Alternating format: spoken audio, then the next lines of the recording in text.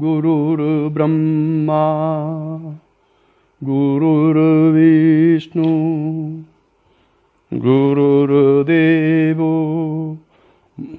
महेश्वरा गुरु साक्षात् परब्रह्म तस्मै श्री गुरुवे नमः। नित्यं शुद्ध निराभासं निराकारं निरञ्जनं नित्यबोधचिदानन्दं गुरुर्ब्रह्म नमाम्यहम्। यस्य पादप्रभाधस्ता प्रपञ्चो भाति भासुराः तमहं सद्गुरु वन्दे पूर्णानन्दचिदात्मकम् पूर्णानन्दचिदात्मकम् पूर्णानन्दचिदात्मकम्।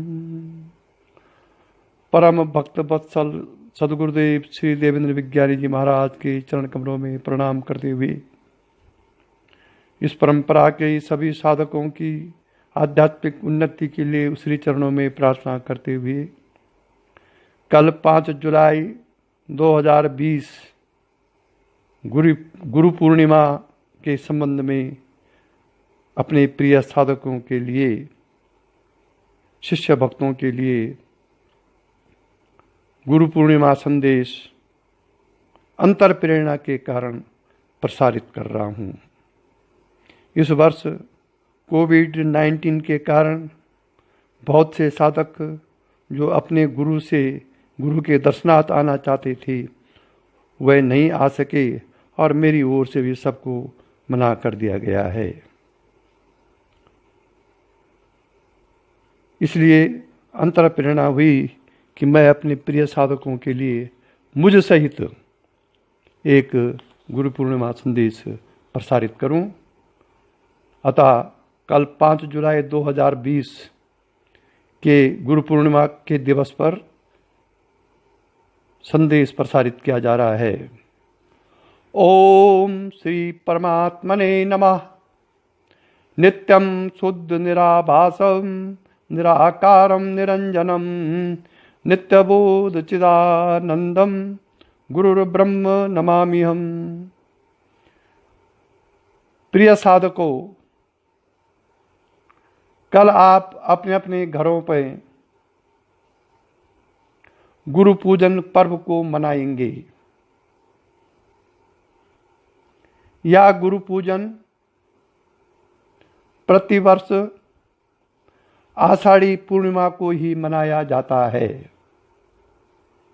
यह दिवस प्रतिवर्ष प्राय अंग्रेजी के जुलाई महीने में ही आता है। पाराशर सत्यवती नंदन महर्षि व्यास ने वेदों उपनिषदों के भाष्य लिखे। पूर्व मीमांसा और उत्तर मीमांसा मतलब वेदांत दर्शनों की रचना की। महाभारत, भागवत पुराण तथा अन्य अनेकों आर्ष ग्रंथ लिखे जो ज्ञान के अथाह अक्षय भंडार हैं और हर क्षेत्र में हर प्रकार से हमारे साथ हमारे पथ प्रदर्शक प्रकाश स्तंभ हैं। ये जो शास्त्र लिखेंगे भगवान वेद व्यास ने, ये हमारे पथ प्रदर्शक हैं, प्रकाश स्तंभ हैं और ये ज्ञान के अक्षय भंडार हैं। उन्हीं की कृतज्ञता ज्ञापन किनकी? भगवान वेद व्यास की, महर्षि व्यास की। पाराशर सत्यवती नंदन महर्षि वेद व्यास को कृतज्ञता ज्ञापन, स्मरण और श्रद्धा सुमन अर्पण करने के लिए यह व्यास पूजा आरंभ हुई, जिसे अब गुरु पूर्णिमा अथवा गुरु पूजन पर्व कहा जाने लगा है।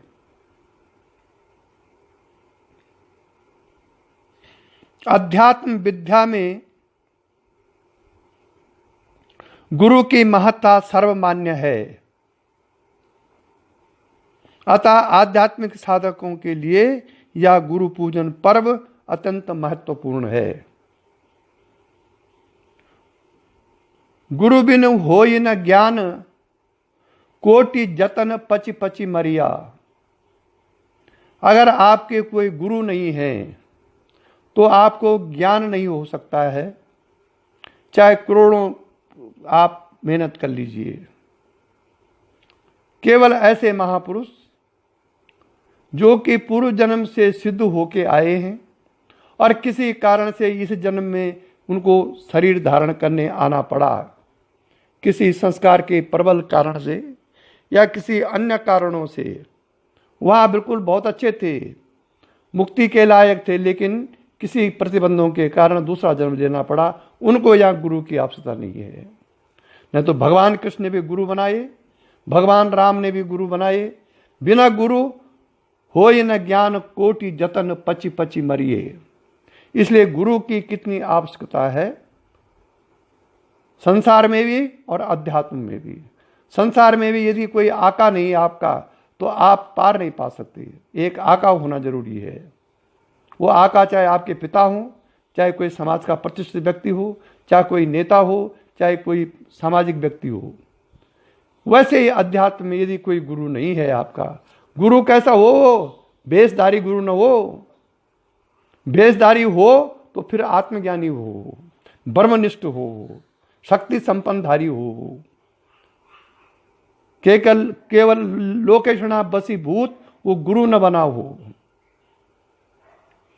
और अपने गुरु से जिसको आशीर्वाद प्राप्त किया हो, जिसने गुरु पद का आशीर्वाद गुरु द्वारा मिला हो जिसको, वही ही लीगल गुरु है, विशेषकर शक्तिपात में।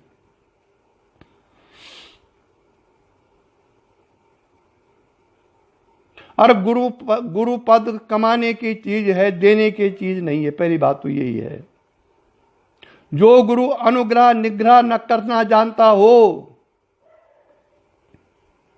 कृपा करना तो जानता हो लेकिन कृपा को वापस करना न जानता हो, वो गुरु सक्षम गुरु नहीं है। इसलिए यह गुरु पूजन शिष्यों के लिए अत्यंत महत्वपूर्ण है। ये प्रथम संदेश है गुरु पूजा का। गुरु पूर्णिमा में गुरु की सेवा, पत्र पुष्प, धन, वैभव, संकट, जो भी आपके पास यथा सामर्थ्य है आपका, वो करनी चाहिए। 3 दिन ऐसे हैं, गुरु पूर्णिमा, शिवरात्रि और आपका दीक्षा दिवस, जिसमें गुरु की सेवा करनी चाहिए यथा शक्य, यथा सामर्थ्य। कुछ नहीं तो एक फूल। लेकिन सामर्थ्य होने पर जो गुरु की सेवा नहीं करते हैं सामर्थ्य सहित, उसको बोलते हैं वित्त साठ्य।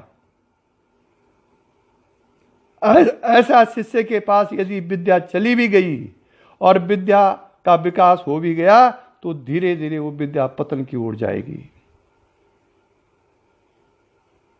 जिनके पास सामर्थ्य नहीं है उनकी कोई बात नहीं है।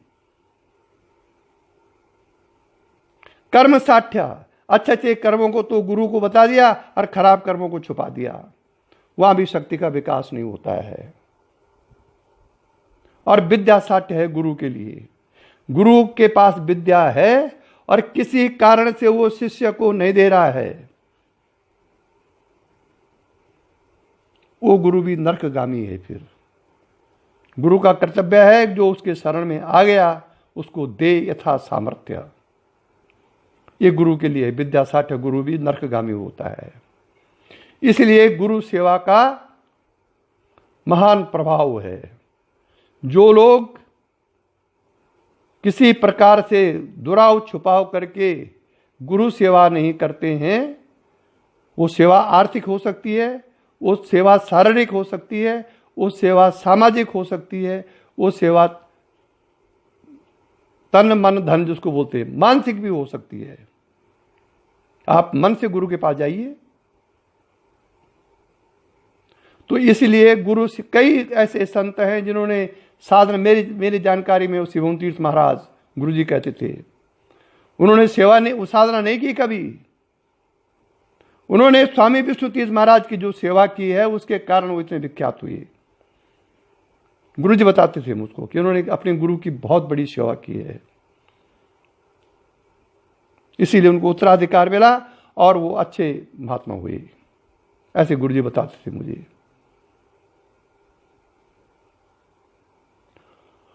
ओम। इसलिए गुरु की सेवा शुश्रूषा, गुरु के प्रति भावना, गुरु से कांटेक्ट, ये नहीं कि 5 महीने तक कुछ ना, गुरु पूर्णिमा आई और गुरु जी हम भी आते हैं, 2 घंटे रहे फिर चले, कुछ नहीं। ये तो एक फॉर्मेलिटीज है, इस फॉर्मेलिटी से काम नहीं बनता है। पूरी दुनिया में आप घूम रहे हैं, गुरु के पास आने का टाइम नहीं है आपको। इसलिए वो कृतज्ञ हैं। दीक्षा लेकर के गुरु से संपर्क न करना, गुरु से कोई उन्हें करना और केवल गुरु पूर्णिमा के लिए 2 घंटे के लिए आगे चले गए, ये कृतज्ञ हैं। ये कृतज्ञ का कई जन्म तक भला नहीं हो सकता है। आध्यात्मिक रूप से संसार में फलेंगे फूलेंगे, कोई दिक्कत नहीं है। जैसा पुरुषार्थ करेंगे संसार में चलेंगे वो, लेकिन अध्यात्म में कृतज्ञता सबसे खराब है।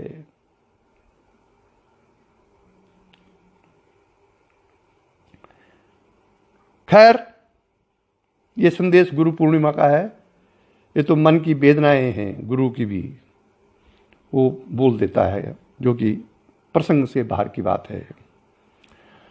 परब्रह्म परमात्मा अनंत और सर्वव्यापी हैं।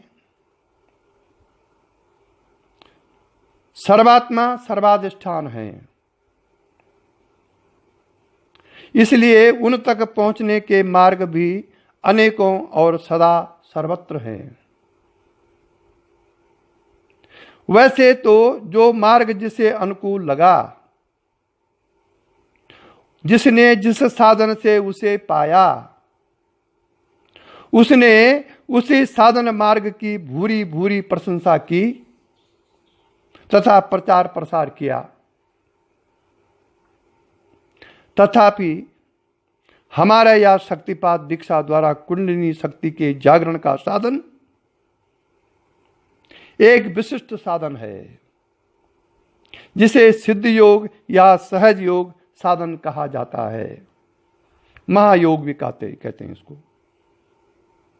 सिद्ध योग भी कहते हैं, सहज योग भी कहते हैं।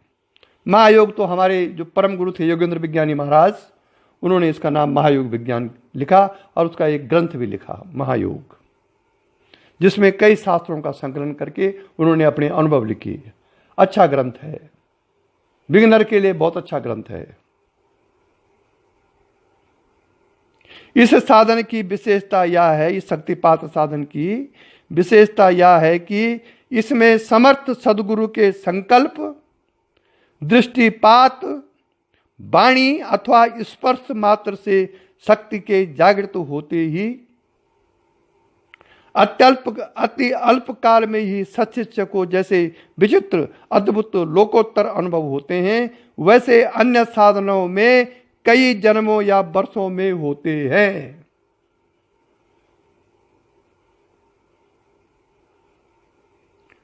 जिन धीर साधकों को शक्ति जागरण के ऐसे अनुभव किसी गुरु की कृपा के बिना स्वतः होते हैं, वह उनके पूर्व जन्मों में किए हुए साधनों का ही सुफल होता है।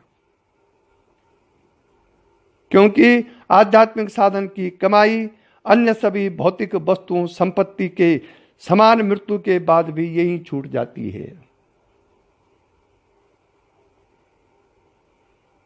और जितने भी सांसारिक चीजें, पुत्र पत्नी, संपत्ति, कार, कोठी, बैंकों का धन, ये मृत्यु के बाद यही छूट जाएगा भाई साहब।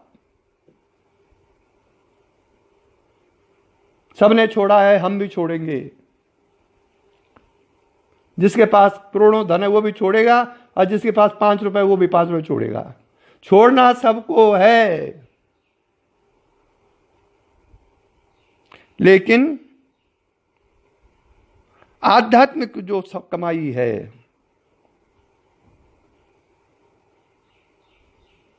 वह तो जन्म जन्मांतरों तक साथ ही चलती है।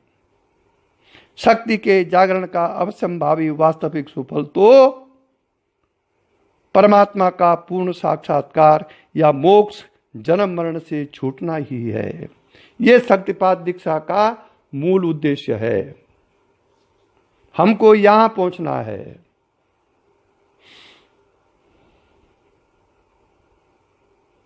नारायण। लेकिन गुरु सबसे ज्यादा दुर्दशा यदि है आज आध्यात्मिक रूप से तो गुरुओं की है। यहां जो कुछ लिखा है कि अपने संकल्प मात्र से, स्पर्श मात्र से, दृष्टिपात से, वाणी से शक्ति जागरण हो जाता है। होता है कहीं ऐसा? नहीं होता है।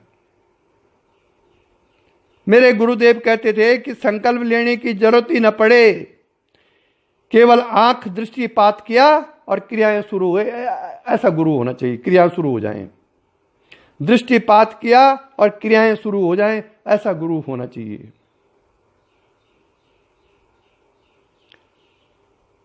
यहां तो 40-40 सालों के किसी को कोई अनुभव ही नहीं है आत्म साक्षात्कार का, परमात्मा साक्षात्कार का। और अब तो किसी को अनुभव भी नहीं हो रहा। ऑनलाइन दीक्षा दे रहे शक्तिपात के गुरु, जिसका कोई प्राविधान शास्त्रों में नहीं है और किसी को कुछ हो भी नहीं रहा है। भाई आपने 20 आदमियों को दीक्षा दी तो कम से कम 15 आदमियों को तो अनुभव हो। चलो 5 को हम छोड़ दें, आपने कुपात्र चयन किया या कोई ऐसी परिस्थिति आ गई, पर 20 में से 15 को तो होना चाहिए ना। 15 को नहीं तो 10 को। यहां तो 20 को दीक्षा दे रहे हैं, उसमें से 1 को भी नहीं हो रहा है। तो यह शक्तिपात का ह्रास का कारण है। मेरे गुरुदेव ने सन 94 से सन 98 तक इसके लिए भारी प्रयास किए कि ये डूबती हुई ह्रास जो शक्तिपात दीक्षा हो गई है जिसका, उसका उत्थान किया जाए, अनुसंधान किया जाए इसका। लेकिन किसी ने उनका साथ नहीं दिया। अंततः 97 में उन्होंने चैप्टर क्लोज कर दिया। आज भी साधकों के विचारार्थ ये अवश्य होना चाहिए कि जो विद्या कभी दृष्टिपात से लोग नाचने लगते थे, आज क्या हो गया इसमें? उसके कारण शिष्य नहीं है, इसके कारण गुरु हैं। क्योंकि जब भौतिक कारणों से, सांसारिक कारणों से या अन्य सिफारिश कारणों से दीक्षा दी जाती है तो इसका फल ऐसे होता है। और ये आज से नहीं, बहुत पहले से चला आ रहा है। इसीलिए इसका गुरु कभी शांत से नहीं रह सकता है। शांत का मतलब वो परेशानी रहेगा दीक्षा दे करके। क्योंकि आजकल तो ऐसा हो गया कि गुरु शिष्य अंधा बगीर कर ले हे खा, एक ना सुनही एक नहीं देखा। तुलसीदास जी कहते हैं कि कलयुग में गुरु और शिष्य का मिलन ऐसा होगा जैसे कि अंधे और बहरों का मिलन होता है। गुरु देखेगा नहीं, वो अंधा होगा। गुरु अंधा मतलब ये बाहर की आंखों से नहीं, अंदर की आंखों से। वो देखेगा नहीं कि मेरा शिष्य क्या कर रहा है। और शिष्य होगा बहरा, इन कानों से नहीं, अंदर के कानों से। वो सुनेगा नहीं गुरु की। एक कलयुग में तुलसीदास जी ने आज से 400 साल पहले कह दिया था, जब उनका जन्म हुआ तुलसीदास जी का 400-500 साल पहले। ये रामायण में है। गुरु शिष्य अंध बगिर कर लेखा, एक न सुनही एक नहीं देखा। और ठीक यही हो रहा है। आज जहां कुछ नहीं है वहां हजारों की भीड़ लगी हुई अध्यात्म के नाम पर, और ज्ञानी महात्मा जहां जो है वास्तव में वो भूखा मर रहा है, क्योंकि उसको कौन पूछेगा, वहां आडंबर नहीं है। और शिष्य अपने आप तो 5 स्टार रूम में ठाट कर रहे हैं, उनको पता नहीं कि हमारा गुरु के लिए एक रोटी नहीं है। मैं एक एग्जाम्पल दे रहा हूं।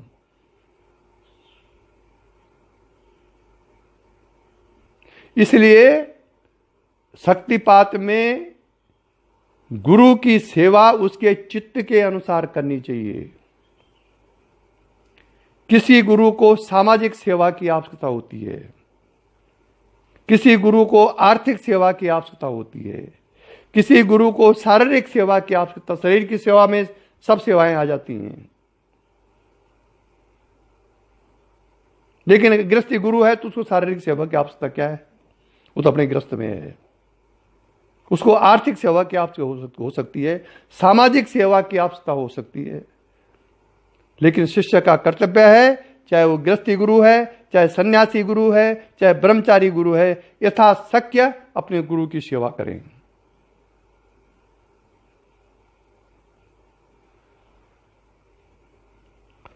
गुरु पूजा के इस पावन अवसर पर अनिवार्यता विचारणीय है कि हम लोग इस सिद्ध साधन में दीक्षित होने के बाद से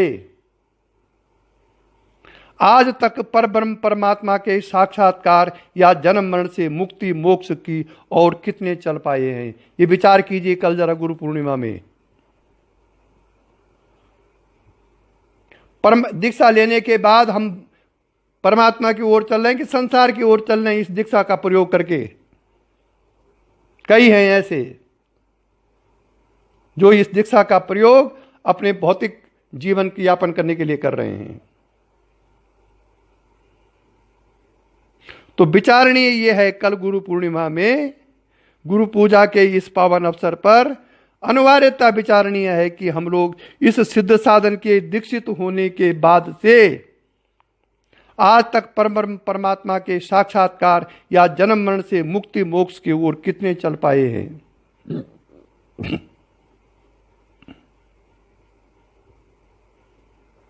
वैसे तो यह स्वयं के गहन आत्मनिरीक्षण का विषय है, तथापि देखने सुनने में यही आ रहा है कि दीक्षा लेने के वर्षों बाद भी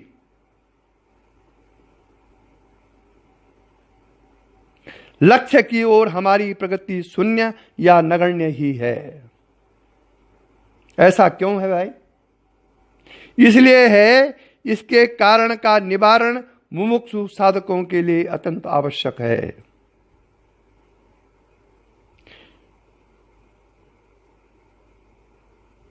इस मेरे विचार से इस साधन का,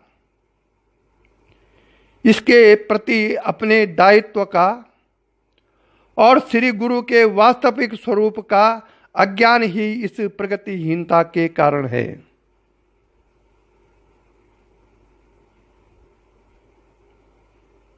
न तो हम इस साधन को ही ठीक से समझते हैं और न इसके प्रति कर्तव्यनिष्ठ ही हैं और न ही हम श्री सद्गुरु को ही जानते पहचानते हैं।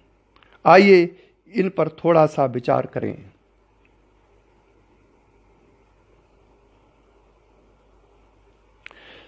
दीक्षा से शक्ति जागरण के बाद किन्हीं भाग्यशाली साधकों को विविध एवं विचित्र शारीरिक मानसिक क्रियाएं और ज्योति दर्शन आदि लोकोत्तर अनुभव होते हैं।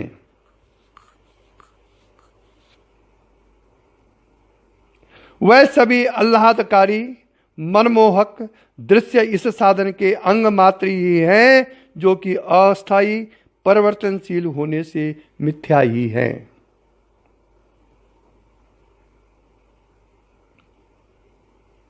तथापि प्राय साधक इन्हीं को परम उपलब्धि तथा साध्य समझकर भ्रांत आत्मतुष्टि में अटकते भटकते रहते हैं।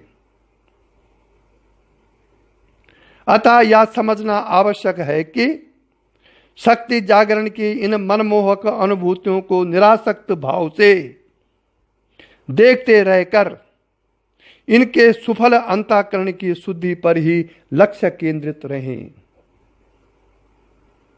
क्योंकि शक्ति जागरण अंतःकरण की शुद्धि के लिए ही होता है। यही इसका प्रमुख कार्य है। ध्यान रहे कि परमात्मा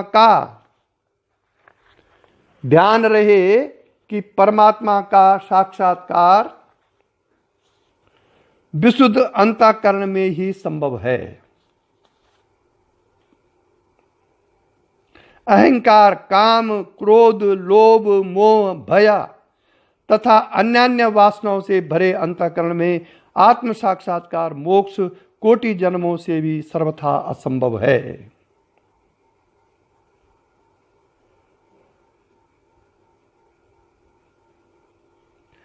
साधक का परम कर्तव्य है कि सतत साधन निष्ठ रहे। साधन निष्ठ मतलब जो साधन आपके गुरु ने आपको दिया है उस पर एक निष्ठ रहें। ये नहीं कि कभी भगवती की पूजा कर रहे हैं, कभी मंदिरों में जा रहे हैं, कभी गंगा जी में जा रहे हैं, मतलब निष्ठा बंटी हुई है, फिर कहां फल मिलेगा। एक निष्ठ रहिए, एक साधन लिया उसी साधन के अनुसार चलिए, अंतर्वृत्ति रखिए, बहिर्वृत्ति नहीं। इसीलिए तुलसीदास ने कहा है कि प्रथम गुरु पद मुपरा हागा सुरुचि सुबास सुमति अनुरागा। सुमति, बहुत से भी लोग दीक्षा लेने के बाद कुमति में चलते हैं। इसलिए तुलसीदास ने कहा कि पहले गुरु के चरणों के प्रति अनुराग हो और उसके बाद सुमति आई। सुमति का मतलब परमात्मा की ओर चलने की बुद्धि। इसलिए वो साधन निष्ठ रहें, साधन में प्रमाद कदापि न करें।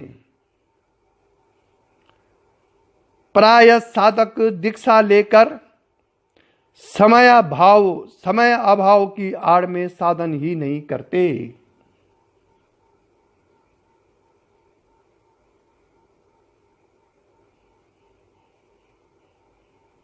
समय अभाव, समय नहीं उनके पास। बहुत से शिष्य हैं मेरी भय से,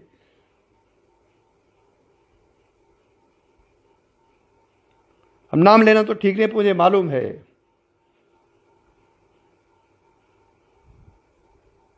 ऐसे निष्क्रिय निकम्मे साधकों को शक्तिपात दीक्षा देना बुझी हुई अग्नि में घृत सामग्री की आहुति देना जैसे ही शक्ति का दुरुपयोग है। इसीलिए गुरु स्थापित हैं, क्योंकि उन्होंने ऐसे लोगों को दीक्षा दे दी है गुरु ने जो इसके पात्र नहीं थे।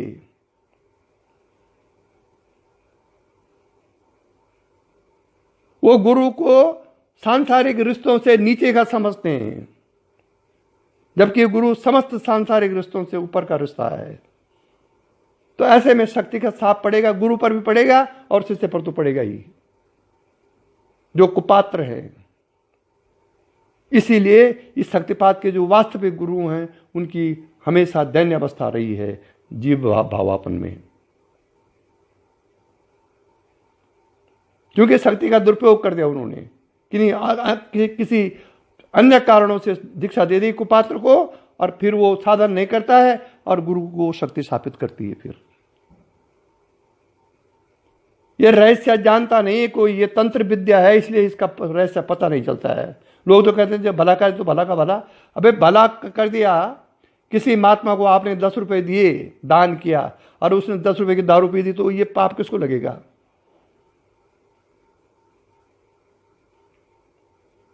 इसलिए ग्रहीता, ग्रहण करने वाला और दाता दोनों एक जैसे सुपात्र होने चाहिए।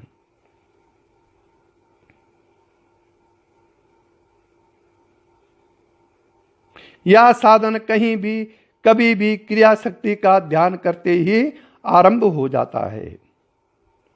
यदि नियमित रूप में बैठना सर्वथा असंभव ही हो जाए तो सोते जागते, चलते फिरते, खाते पीते या खाली बैठे समय में भी किया जा सकता है।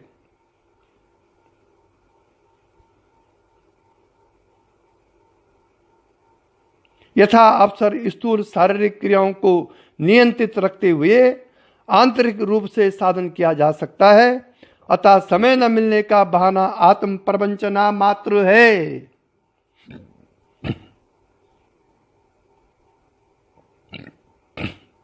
आश्चर्य, महान आश्चर्य है कि संसार के अन्य अनेकों अनावश्यक आमोद प्रमोद गल्प जल्प के लिए तो हमें समय खूब मिल जाता है, पर मानव जीवन की वास्तविक सार्थकता के लिए समय अभाव रहता है।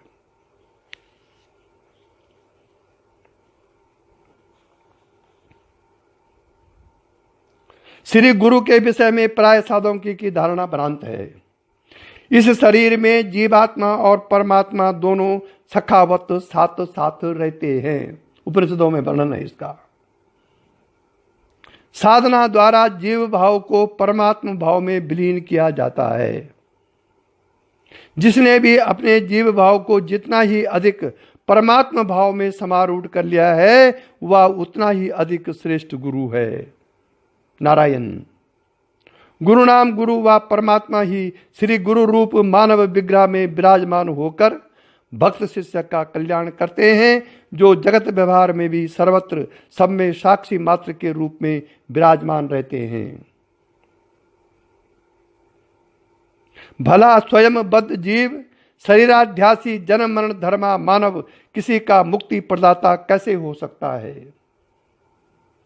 जब तक साधक श्री गुरु विग्रह में नाम रूपात्मक पंच भौतिक शरीर का तिरोधान करके उसमें परमात्मा स्वरूप का स्थापन और चिंतन नहीं करेगा, तब तक उसकी गुरु पूजा संपूर्ण और सफल नहीं होगी। अपने अंतःकरण में विराजमान परम परमात्मा का मोक्षदायक अनुभव अथवा साक्षात्कार भी नहीं होगा, क्योंकि गुरु शिष्य विवर्जित तत्वपदम। आप तो वाक्य का संकेत ऐसा ही दर्शाता है। गुरु शिष्य विवर्जित तत्वपदम। तत्वपद के साक्षात्कार के बाद गुरु और शिष्य विवर्जित है। तत्वपद में ये विवर्जित है, न कोई वहां गुरु है न कोई शिष्य है। इतना सब कहने का तात्पर्य केवल इतना ही है कि मुमुक्षु शिष्य परम श्रद्धा भक्ति भाव से श्री गुरु विग्रह का पूजन अर्चन करते समय धारणा ध्यान चिंतन उसमें विराजमान शिवात्मा का ही करे और उसके नाम रूपमय नाशवान शरीर का नहीं। सिद्धांत यही है कि यथा मति तथा गति। पूजक की बुद्धि जैसी होगी उसकी गति या उपलब्धि भी वैसी ही होगी। यदि इतना उत्तम साधन पा करके भी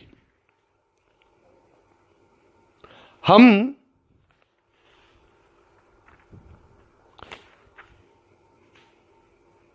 जीवन में परमात्मा साक्षात्कार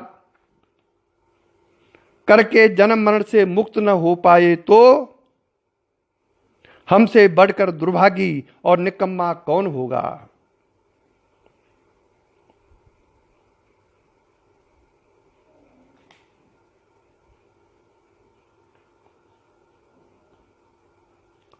हमारे ऋषि मुनियों और आर्ष ग्रंथों ने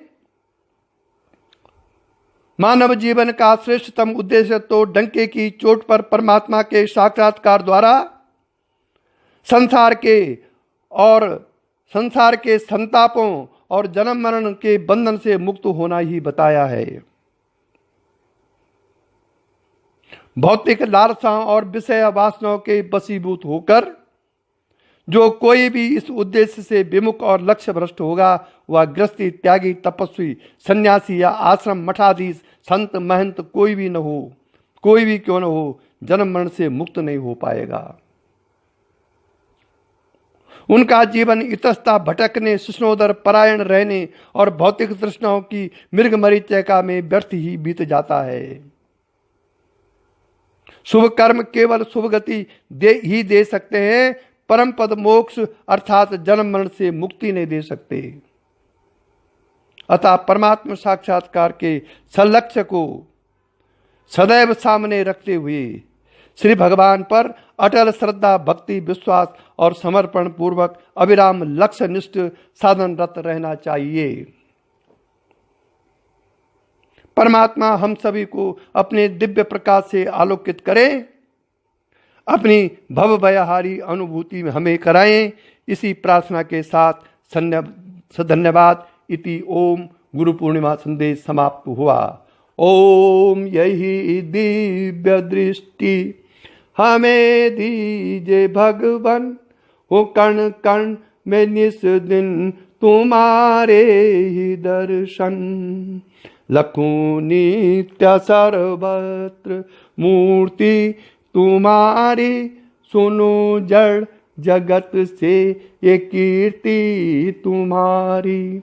यही दिव्य दृष्टि हमें दीजे भगवान, हो कण कण में निस दिन तुम्हारे ही दर्शन। प्रलय हो ये संसार और सृष्टि सारी, न बिचले कभी बुद्धि निश्चल हमारी। यही दिव्य दृष्टि हमें लीजे भगवान, हो कण कण में निस दिन तुम्हारे ही दर्शन। लखों नित्य सर्वत्र मूर्ति तुम्हारी, सुनो जड़ जगत से ये कीर्ति तुम्हारी।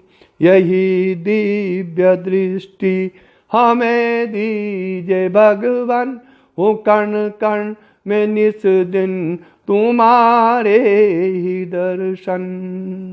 तेरी शुभ सत्ता बिना हे प्रभु मंगल मूल, पत्ता तक हिलता नहीं, खिलता नहीं है फूल। रोम रोम में तुम रमे, फिर क्या रहा बिछो, लेकिन तुम मिलते नहीं, एक ऐसा संयोग। ओम असतो मा सद्गमया, तमसो मा ज्योतिर्गमया, मृत्योर्मा अमृतम गमया। ओम शांति शांति शांति। यो भक्त विघ्नौघ विनाशशीला, सतसिद्धि संपादन भूरि लीला। श्रियो निमित्तं विनयेन नित्यं, तं भावये योगी जन समित्थं। नारायणा योग कला, यो योग दीक्षा कला न प्रवीणा, सच्छात्र सिद्धांत वेदांत धुरीणा। तम योगमानंद मथोदानम, गुरुं भजे हम बहु भक्तिमानम। नारायणा योग कला प्रदानम, शांतम स्वभावम कलितात्म भानम।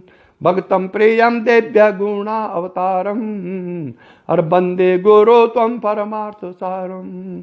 सिद्धेश्वराय भुवनोपकारम, वित्वन्नते योग गति प्रसारम। तालोक कल्याण विधान लगनान, सश्रद्ध मीडे शिव भक्ति मगनान। ओम परमात्मने नमः। श्री गुरु चरण कमलभ्यो नमः।